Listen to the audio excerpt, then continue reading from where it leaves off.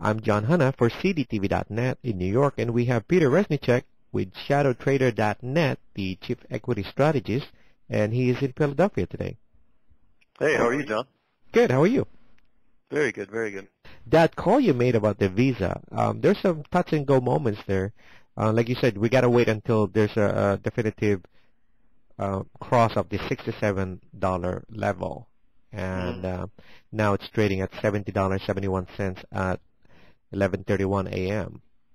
That's a good call. It's on its way. Yeah, it's looking good. Yeah, I think the stock is strong. We like MasterCard as well around this area. MasterCard's not showing as much strength, but if MasterCard can hold the 160 area, should also be in play. Stock's currently trading 168, so it's just kind of consolidating here. But they should move in tandem. Generally, all in all, the market just seems to be holding up really well right now. What are you looking at right now? What do you tell your subscribers? We are currently long Visa, MasterCard. We entered Goldman Sachs yesterday, which is actually performing really well. Let me just get my notes here. Goldman Sachs is currently 149.81. We're long from 146.60. GS has been a market leader for a while now. I mean, ever since the market started going up, we started seeing some relative strength from GS. We also like Wells Fargo very much. Wells Fargo long at 25.40, which is WFC, Whiskey Foxtrot Charlie.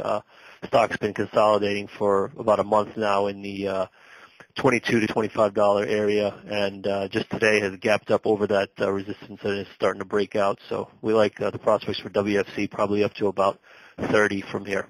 $30 is your target there. Yeah. And what's your stop loss? 23 on WFC. 23 on WFC.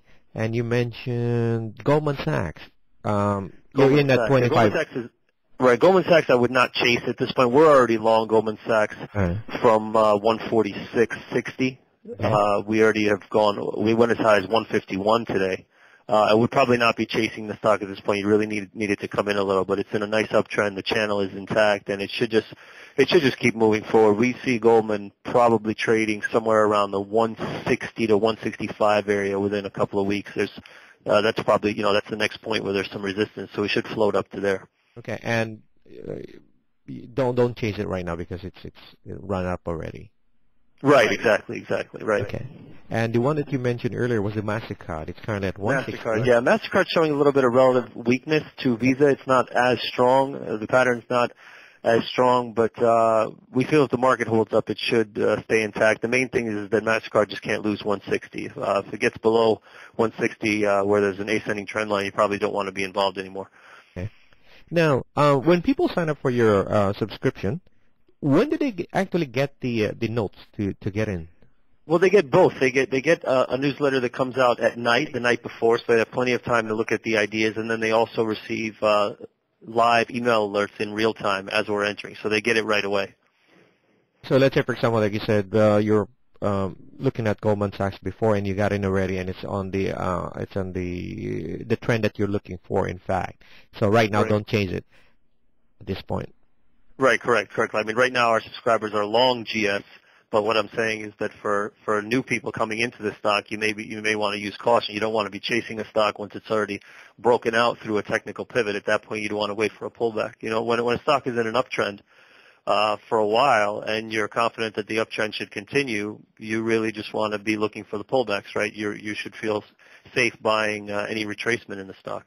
Okay. So currently for today's interview, phone interview would be just the Wells Fargo. Let's go with, well, if you want to nail me down to a call, then go with Wells Fargo, I would say, because Wells Fargo, today is really the entry day on Wells Fargo, when it's finally started to move up over the trend line, which defines the pullback of the consolidation. Okay. So you can say Wells Fargo 25.40, stop at 23. 25.40 and target 30. Target is 30, right. Throughout the day, have you ever changed direction or no? Let's say, for example, if something happens like breaking news, do you tell your subscribers to just change their position immediately, or? Well, they receive real-time email alerts from me when positions are sold or changed or shorts are covered, so they would know if we're changing our position on individual stocks. As far as the market is concerned, sure. I mean, you change your on an intraday basis if you're day trading. which I do a lot of just for my own account. I don't have an advisory on that, but I just do that myself. You're changing direction all the time because you're looking for just small moves. I mean, you still may have an uptrend that's completely intact on a larger time frame, daily or weekly.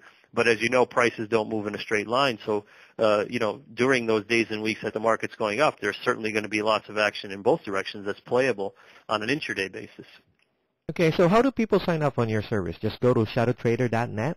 Yeah, very easy. Just go to shadowtrader.net, and both of our newsletters there. We have one for equities and one for foreign exchange, and you can check us out there. Any other things you might want to add with today's call? No, that's about it. I mean, market's looking pretty good here. We've finally moved over a 200-period moving average on the daily on the S&P, which was about 4 days ago. And originally that was our target on the S&P, and what's amazing is that we've just blown right through it, and since then the market has held up really well. I mean, we crossed the 200 MA at 927 on the SPX. We're currently at 942.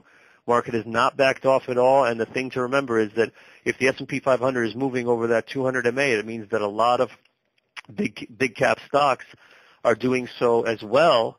And I certainly don't want to come off as any sort of a big bull. I mean, I think there's certainly problems out there that could hold the market back, but at the same time, institutions are looking for stocks that are over the 200-period moving average, and we've finally breached that. We have not been over the 200-period moving average for quite some time now, so for us to finally get back up here and hold is, I would say, it's a relatively bullish sign.